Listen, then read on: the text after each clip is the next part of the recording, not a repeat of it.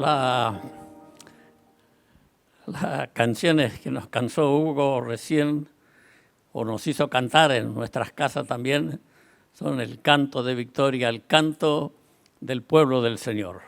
Vivimos en victoria a pesar de todas las situaciones, porque toda nuestra esperanza está en nuestro Señor Jesucristo. La primera exposición de la palabra en esta mañana está a cargo de nuestro amado Jorge Imitián, un hombre al que el Espíritu Santo ha dotado de un ministerio profético y apostólico para bendecir naciones. Muchos pueblos, muchas naciones, muchísimas iglesias fueron muy bendecidas, orientadas, guiadas a través del ministerio que el Señor le otorgó a Jorge. Su ministerio de revelación da unidad a la iglesia para avanzar en estos tiempos difíciles, para que podamos cumplir en esta hora nuestra misión. Jorge está casado con Silvia Palacio, tuvieron 5 hijos y tienen 12 nietos. Han hecho patria.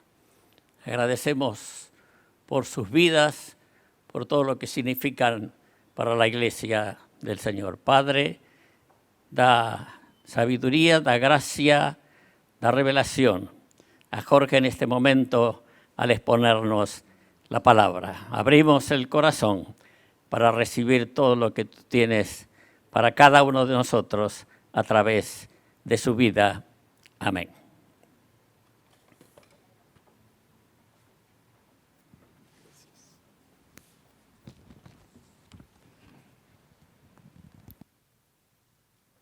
Queridos hermanos y hermanas, les saludo a todos en el amor del Señor Jesucristo, deseando de todo corazón que la paz de Dios que sobrepasa todo entendimiento llene cada corazón en esta mañana. En estos 16 meses de pandemia en Argentina, ya hemos superado las 89.000 muertes por COVID. A nivel mundial, la cifra supera los 4 millones de muertos.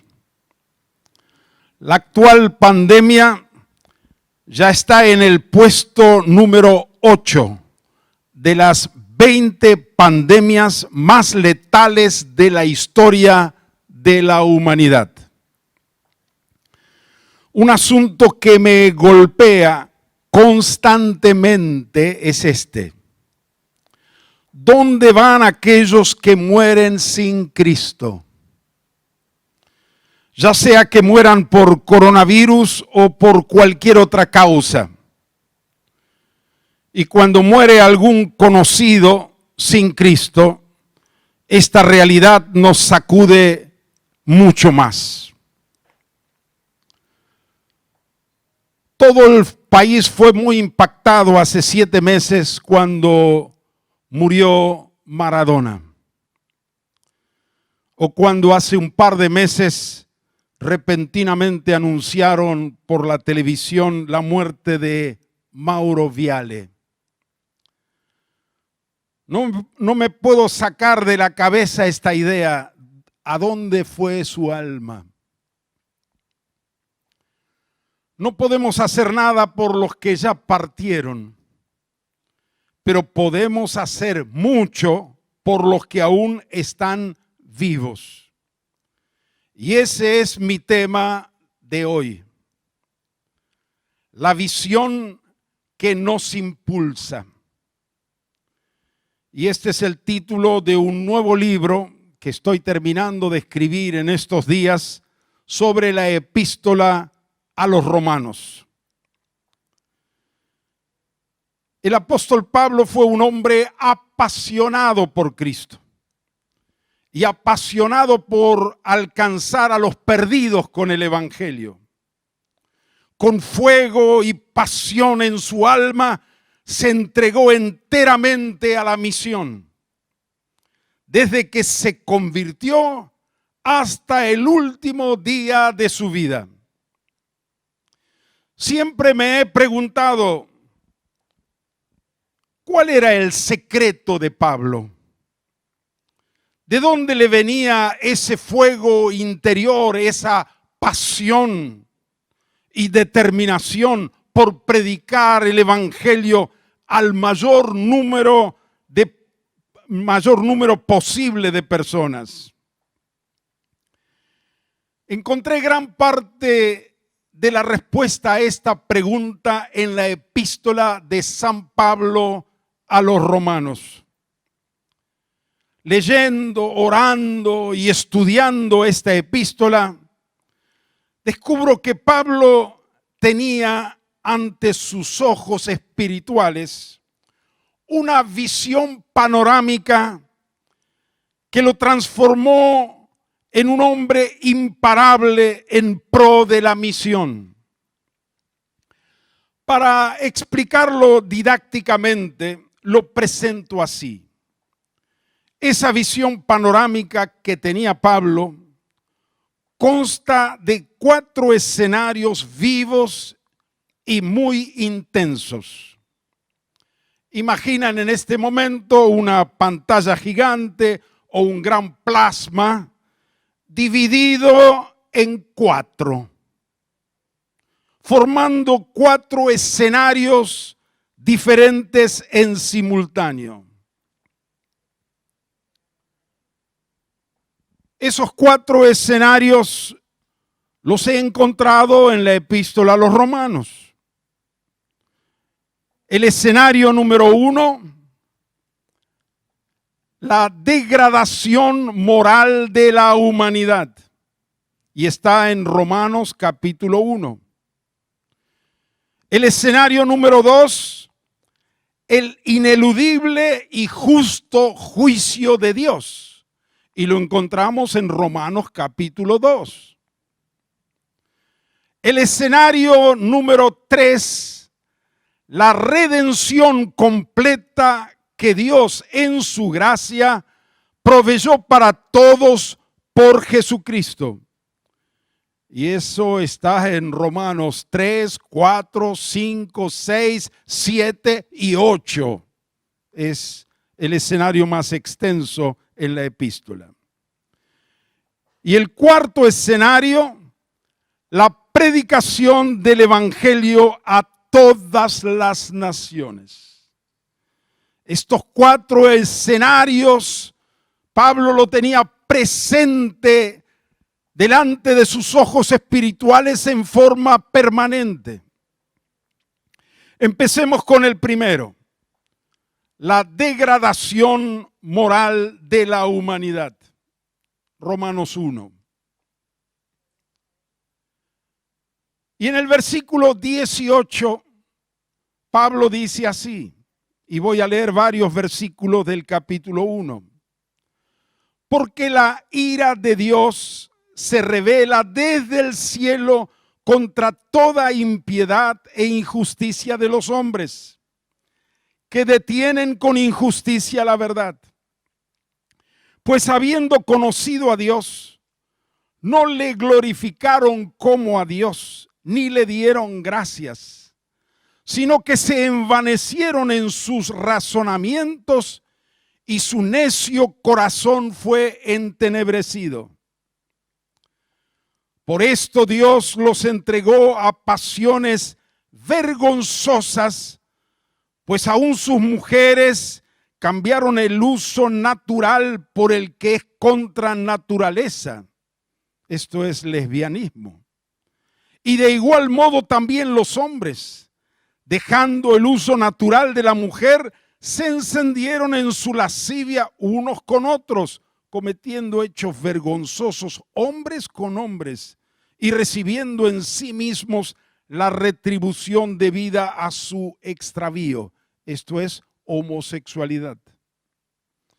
Y como ellos no aprobaron tener en cuenta a Dios, Dios los entregó a una mente reprobada para hacer cosas que no convienen, estando atestados de toda injusticia, fornicación, perversidad, avaricia, maldad, llenos de envidia, homicidios, contiendas, engaños y malignidades, murmuradores, detractores, aborrecedores de Dios, injuriosos, soberbios, altivos, inventores de males, desobedientes a los padres, necios, desleales, sin afecto natural, implacables, sin misericordia.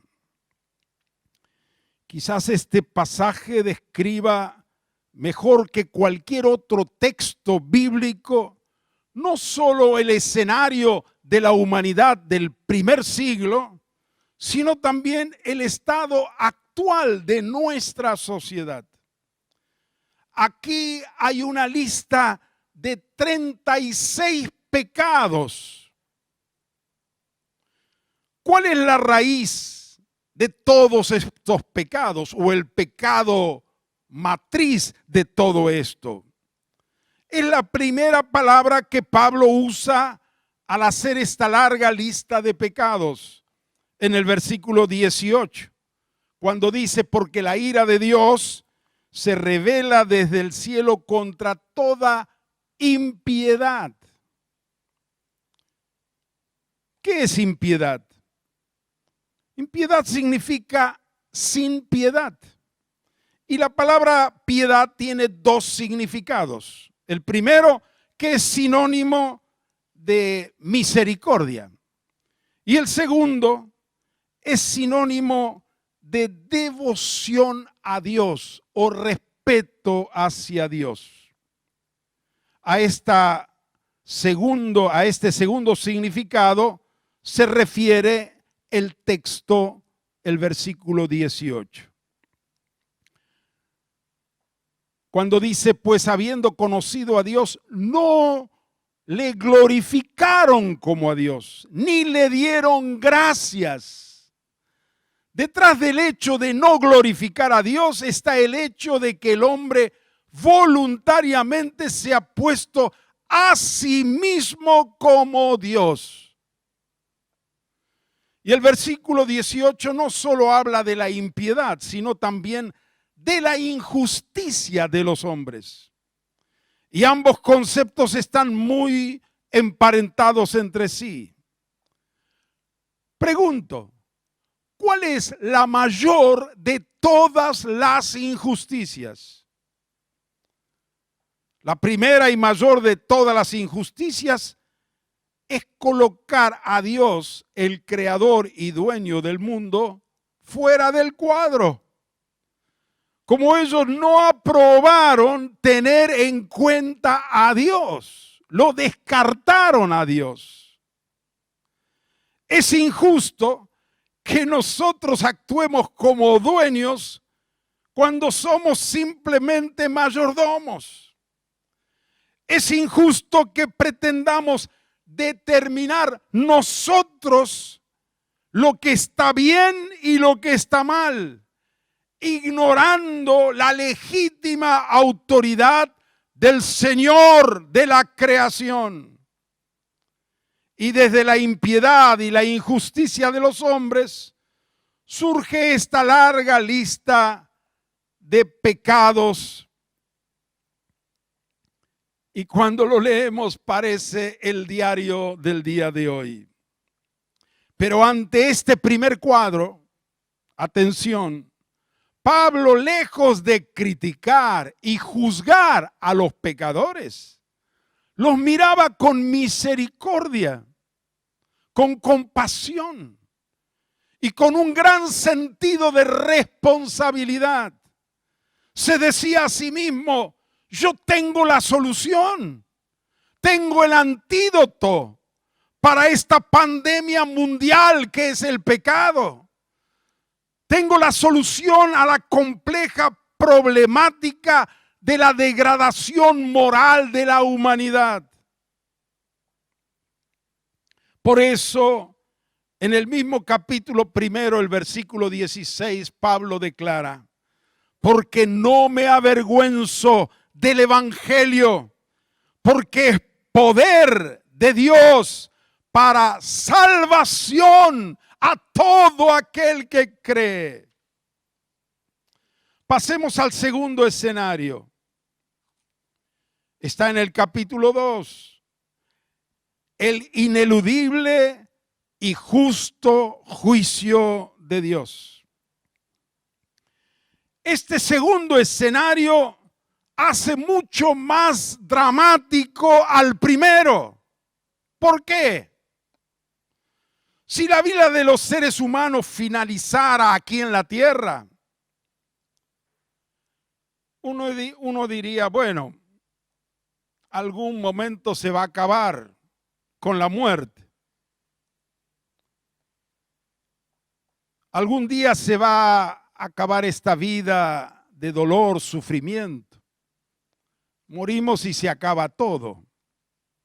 Pero nosotros sabemos que no es así. El primer escenario, el de la degradación moral, ya de por sí es un cuadro terrible, horrible.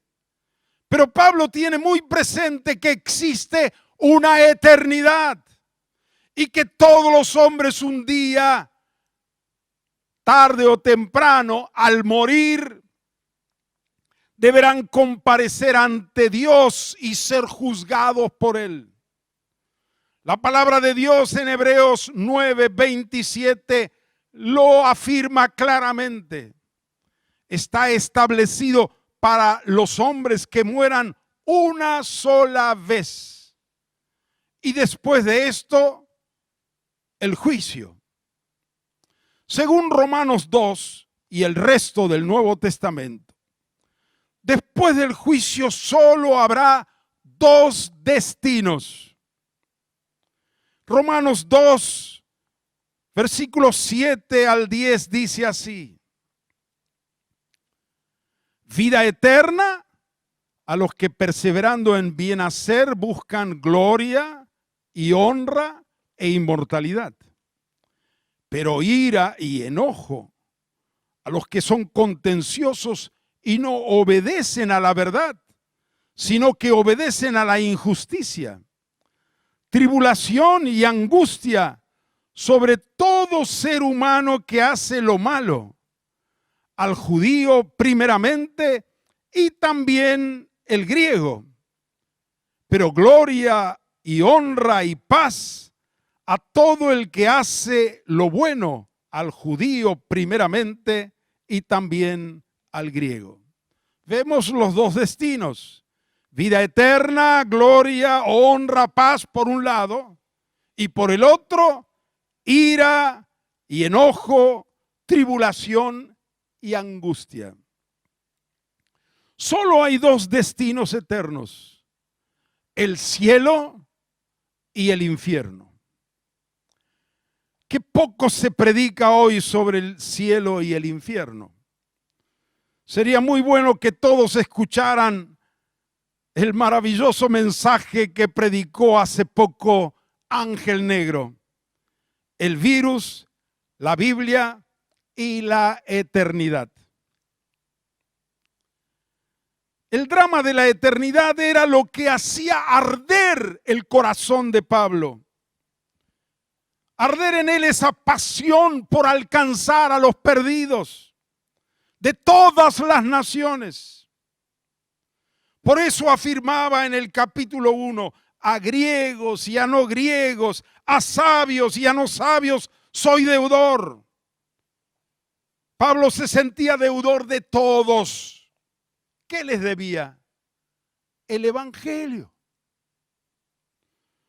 ¿Cómo podemos quedarnos quietos? ¿Cómo permanecer callados? Si al igual que Pablo nosotros tenemos la única solución para todos los que están perdidos. Tenemos la solución para sus vidas aquí en la tierra y por la eternidad. Muy bien, pasamos al tercer escenario. la redención completa que Dios por su gracia proveyó para todos por Jesucristo. Y como es una redención completa, Pablo usa en su epístola 5 capítulos y medio para exponer esta salvación completa. ¿Por qué es completa? No solo porque es para todos, sino porque la redención no se limita solamente al perdón de nuestros pecados pasados, sino a la liberación del pecado presente y a nuestra transformación hasta conformarnos a la imagen de Cristo. Los versículos capítulo 3, versículos 21-24 dicen así: pero ahora, aparte de la ley, se ha manifestado la justicia de Dios, testificada por la ley y por los profetas. La justicia de Dios por medio de la fe en Jesucristo para todos los que creen en Él. Porque no hay diferencia. Por cuanto todos pecaron y están destituidos de la gloria de Dios, siendo justificados gratuitamente por su gracia mediante la redención que es en Cristo Jesús. Esas dos primeras palabras, pero ahora, cambian completamente la situación de los hombres del primero y segundo cuadro. Introducen la esperanza, la salvación. Ya vimos los dos terribles escenarios anteriores, la degradación moral y el justo juicio de Dios. Sin embargo, estas dos palabras cambian totalmente la condición de los pecadores. El ineludible juicio de Dios se puede evitar. La degradación moral puede revertirse. La historia de pecado y condenación que pesa sobre las naciones puede transformarse en una gloriosa historia de salvación. Los pecadores pueden convertirse en santos. Las naciones llenas de inmoralidad y corrupción pueden ser transformadas en naciones que alaban a Dios y viven en amor y armonía. Una palabra importante aquí es justificación. ¿Qué es justificar? La justificación incluye dos aspectos. No tenemos que olvidar los dos aspectos. El primero es declarar justo. Eso significa el perdón de todos los pecados de una persona. Pero el segundo significado, justificar, significa hacer justo. Es transformar a una persona injusta en una persona justa.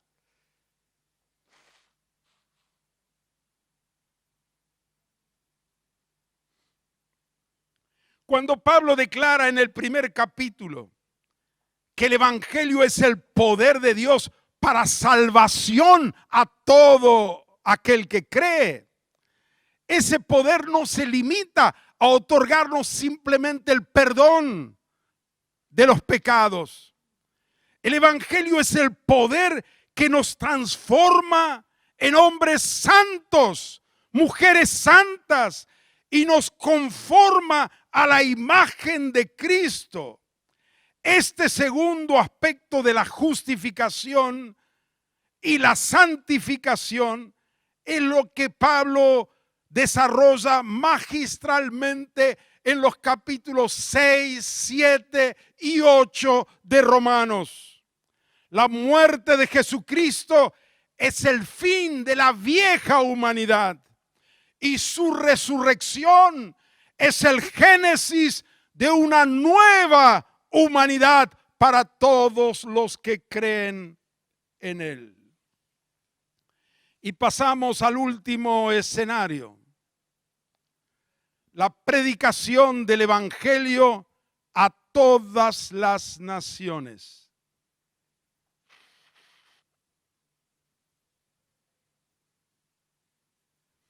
Queridos hermanos y hermanas, si no predicamos el Evangelio, la gran obra de la redención no tiene ninguna utilidad práctica para las personas que habitan en el mundo. No sirvió para nada. Por eso es tan importante el cuarto escenario. Hombres y mujeres redimidos que van con este amor a predicar el Evangelio a todas las personas de todas las naciones.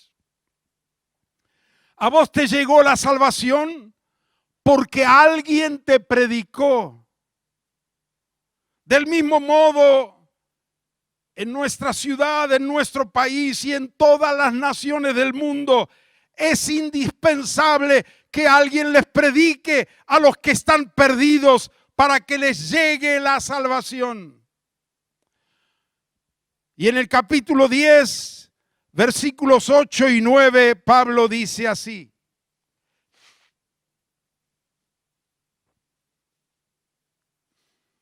esta es la palabra de fe que predicamos, que si con tu boca, confesares con tu boca que Jesús es el Señor y creyeres en tu corazón que Dios le levantó de los muertos, serás salvo.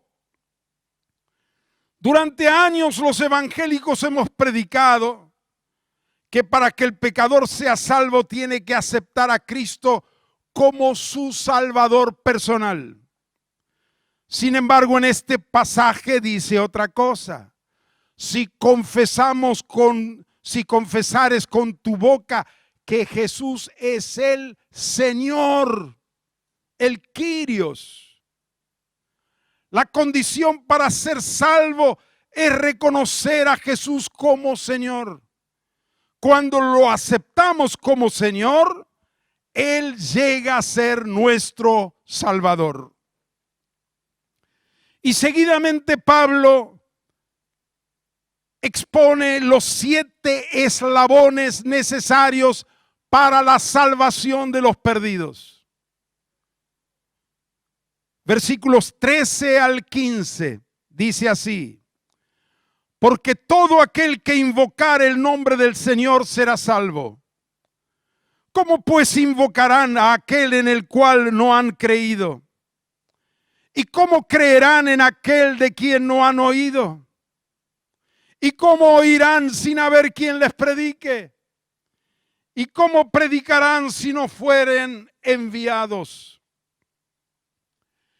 En la dinámica de la salvación hay 7 eslabones en este orden. El primero es enviar. El segundo es ir. Tercero, predicar. Cuarto, oír. Quinto, creer. Sexto, invocar. Y séptimo, salvar. Hay 3 responsables de estos 3 eslabones: Dios, nosotros y los perdidos. Jesucristo es el responsable del primer eslabón y del séptimo. ¿Cuál es el primero? Enviar. Y el último, salvar. Nosotros somos los responsables del segundo y tercer eslabón. ¿Cuál es?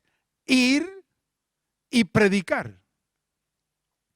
Y los perdidos son responsables del cuarto, quinto y sexto eslabón: oír, creer e invocar a Jesús como Señor. 7 eslabones en esta cadena. Pero una cadena es tan fuerte como su eslabón más débil. ¿Cuál es el eslabón más débil de esta cadena de 7? Dios es fuerte. Él envía, siempre nos envía. Y Él siempre salva. Hay tres acciones que no dependen de nosotros, dependen del que escucha, dependen de los pecadores, que es oír, creer e invocar. Pero hay 2 que dependen de nosotros. Y en eso nos tenemos que concentrar y dedicar, que es ir y predicar. Existen miles de maneras de ir y maneras de predicar, aunque hay un solo evangelio y un solo mensaje. Pero resumiendo esas miles de maneras, podemos decir, hay 2 formas de hacerlo, para resumir. Una es la evangelización espontánea. Cuando vas a trabajar, a estudiar, llevar a los chicos a la escuela, hacer las compras, siempre te encuentras con personas. Así que donde vayas, predica el evangelio para que la gente tenga la posibilidad de oír y creer y ser salva. La segunda es la evangelización planificada. Mateo 9:35 dice que Jesús recorría todas las ciudades y aldeas, enseñando, predicando y sanando. También en Lucas 10 dice que Jesús formó 35 equipos de 2 y los envió a todos los pueblos y ciudades a las que él había de ir. Eso es planificación. Algo tiene que suceder entre nosotros. Tiene que venir un cambio de ritmo, de intensidad. Tiene que venir una revolución, una aceleración. Debemos transformarnos en un movimiento evangelístico, llevando la palabra de Dios a todos los rincones de la tierra.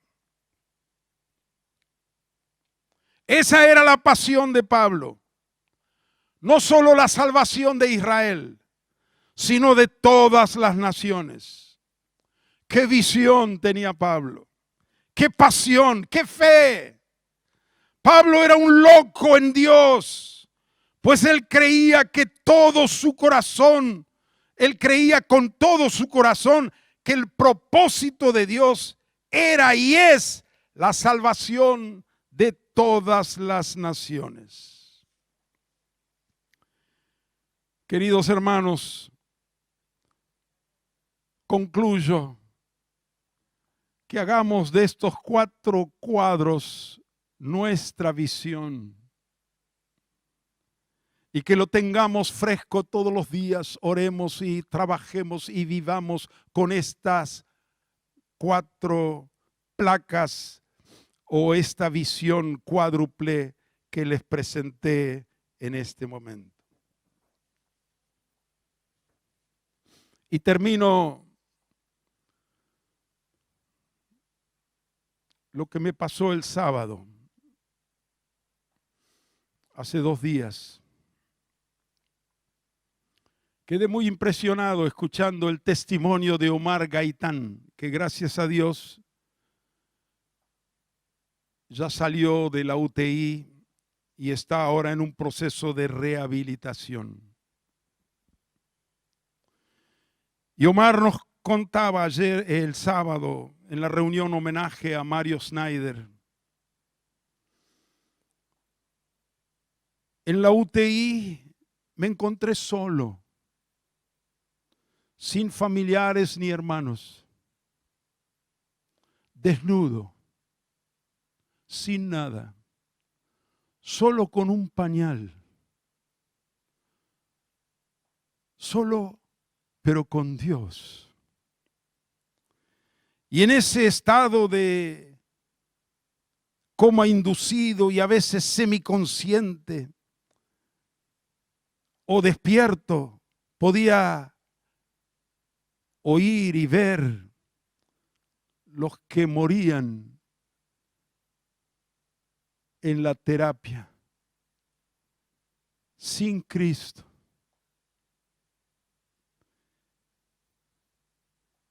Y yo que no podía hacer nada. No podía levantarme. No podía darles una palabra. No podía orar por ellos. No podía acercarme.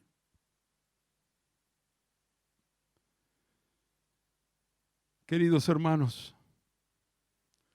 nosotros que no estamos en esas condiciones, estamos sanos, estamos fuera, estamos vestidos, no estamos con un pañal. Vayamos y prediquemos.